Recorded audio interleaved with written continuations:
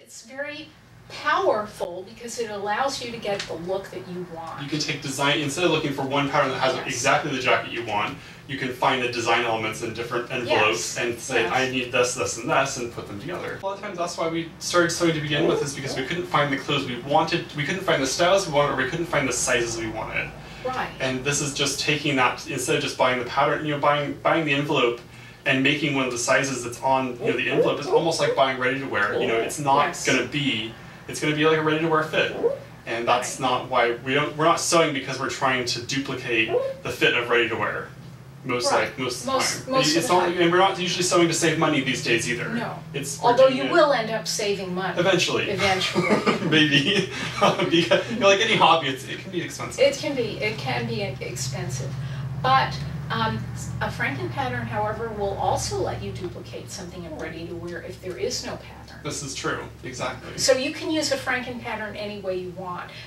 We just talked about Franken patterns because it does take a little more effort to modify something rather than to use it out of the envelope. Oh yeah. And the further you get away from the envelope pattern, the more effort it's going to take. So maybe, you know, if you're just starting out with sewing, start small.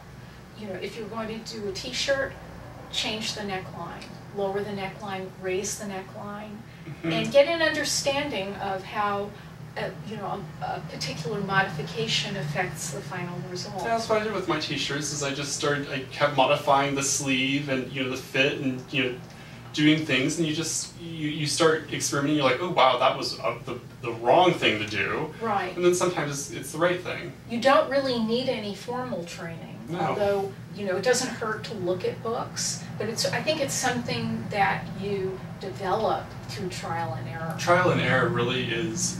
You do, because you know, you slice off a little bit and find out what that does, and in that experience you really, you know, you build on that every time you make a new slice of your pattern. And it also changes your brain. Oh yeah. Because you become more attuned to like spatial relationships. Exactly. And it does. Especially with flat pattern making, you're taking flat pieces and you're imagining them together in three-dimensional shapes, which when you first start is not a natural thing to do.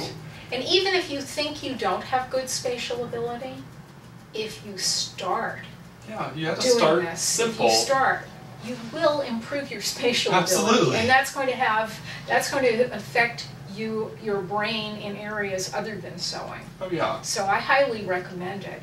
Very quickly, I'll just show you that, you know, this was the first time that I sewed the jacket. That's this jacket up, and I used a flannel. And you can see it's not quite, do you think people can see that it's not, the fit is not quite there? I think they can. This is the one I call your Batman jacket. The Batman. Because it's purple. Well, and then just for fun, I was just practicing the pocket. And your buttonhole samples there. Yeah, the buttonholes, yeah. You know, we knew we were never going to wear this. No. And I don't think that the roll line is as far down. Was it as far down? I think it's a little higher. I'm not sure. But it was, you know, I knew I was never going to wear this. Fortunately, this is Fabric.com's wool flannel. They no longer have it, but it was very cheap. It was about $5 a yard. Which is, you know, that's a good, you know. Then I tried to use Sen Suede, the Ultra Suede clone. This is expensive stuff, but it was very cheap from Fabric.com. So you're able to find it at a good price, even though it's good. It's important to use, you know, when you're making, you know, the fabric itself really changes how a pattern turns out, and it's, well, in the beginning you want to use a fabric that's not going to cost you an arm and a leg to make mistakes on. You also need to use a fabric that's going to be similar enough to what you're planning on using that you learn, you make the mistakes on it. So it's good to pick a good fabric and a bad color. Let's see that one. I don't remember this one. This one, well, you know, this one you said when I you know, I didn't remember it either. You pulled it out of the bag and said, when did I say this? Yeah. But this one, you know, it didn't. First of all, we don't have shoulder pads. Is that upholstery weight or is it regular weight? This is regular weight. It's very thin. We interfaced it with French fuse. Oh yeah, okay. You can interface Ultra Suede. And we're talking about genuine ultra suede. Genuine ultra suede or genuine sense suede, which is the equivalent of ultra suede, can be interfaced because the heat is applied to the back side. Oh, That's I fine. See. You cannot apply the iron to the front. Because it'll squish the nap down? It will squish the nap down, it may melt the fabric. Because it is kind of polyester. It's a polyester, isn't it? It is 100% polyester. So you have to treat it like a synthetic for sure. But it's more delicate than that. Because the fibers, they've been brushed, and so they're very fine. Right. The actual, if you looked at it with a microscope, it'd be and because soft. they have a sueded surface, right. You don't want to melt it down at all. This, we knew that, well, first of all, I didn't like the color to begin with, but it's not my color. No, it's very drab. Drab, and it looked old, so we just, like it had been... So that one just would end up going in the bag really quickly. We didn't really consider this one too much. Then we did this one, which was an improvement. I think this one, and once again, I'm not wearing a shoulder pad. Do they all do that, or is it just because it's the suede make that kind of crinkly sound when the... that is the French that's 2 layers of French rubbing against each other. Rubbing against each other, yeah. I don't feel like I've noticed that in the wools. Well, you probably... You can't I think it's the sound is muffled because of the... Yeah. This one fit okay, but we made the pockets too low. First of all, you don't like this color. No, it's really... and the pocket's really small. The pockets are too small and too low. But they turned out symmetrical. I did use the template. And you actually opened those, so they're kind of... I did open them. But you've decided you don't need to open the pockets. I did open the pockets on this. Oh, you did? I did, but... but they don't seem to be gapping at all. You know why?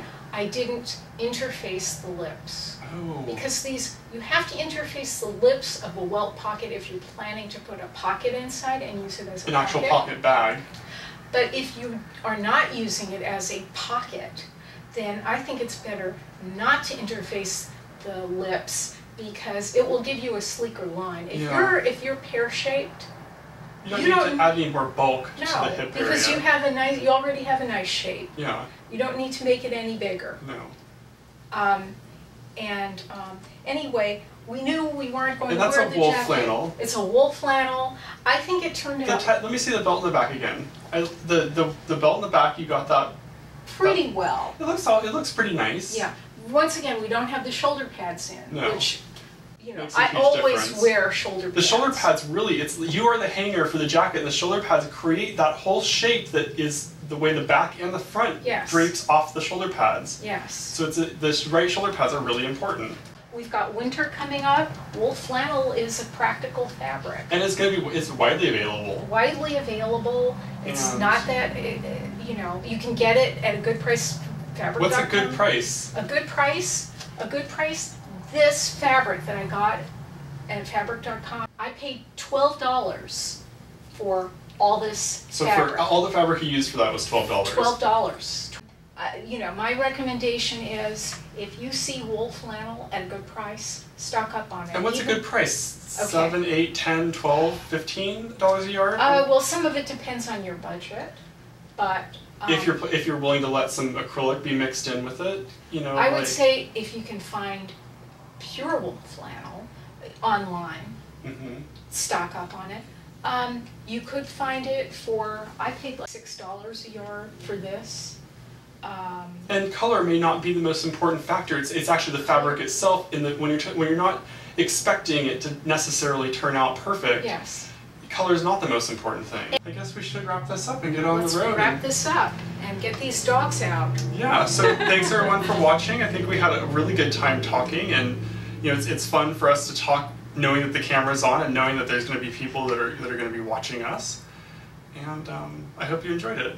So we'll see. We'll see. Maybe not next week, but the week after. We'll just have to see how often we end up doing this. Yeah. Stitch up. Stitch up.